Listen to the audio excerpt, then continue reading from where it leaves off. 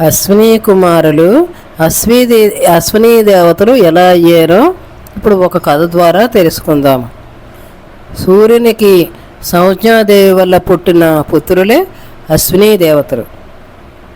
వీరు పేర్లు నాసత్యుడు, దస్రుడు. వాడుకలో అశ్విని దేవతలు అంటూ ఉంటాము. వీరిని అలా అనుటకు కారణం ఏమిటంటే, ఒకసారి సూర్యుని తేజస్సును భరించలేక భార్య అయిన సంజ్ఞాదేవి బడబ అను ఆడగుర్రము రూపములో ఉత్తర కురుదేశంలో ఉండసాగింది.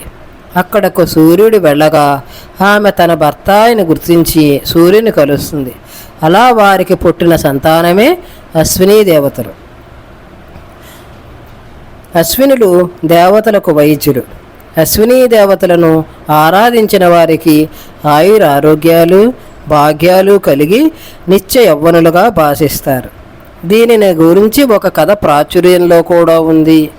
అశ్విని దేవతలు ఒకనాడు చవన మహర్షి భార్య అయిన సుకన్యను స్నానం చేస్తుండగా చూచి ఆమె వద్దకు వెళ్ళి, నీకు వృద్ధుడైన చవన మహర్షి భర్తయ్య, మాతో రా, నీకు తగిన వరుడిని చూపిస్తామని పలుకగా ఆ మాటలకు కోపగించుకున్న ఋషి భార్య అయిన సుకన్య ఆ మాటలను భర్తతో అంటుంది.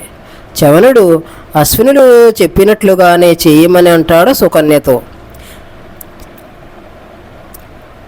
చవనునితో కూడి వచ్చిన సుకన్య అశ్విని కుమారులను యవ్వనవంతుడైన వరుడిని ఇమ్మనమని కోరుతుంది.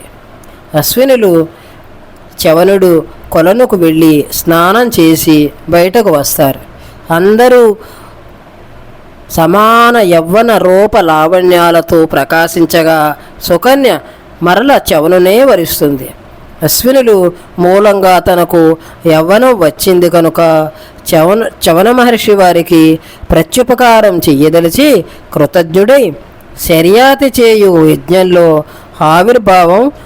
ఆవిర్భాగం ఇప్పిస్తాడు.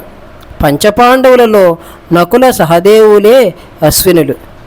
ఎడారిలో ఉన్న గౌతమునికి జలదానం చేసింది అశ్విని దేవతలు.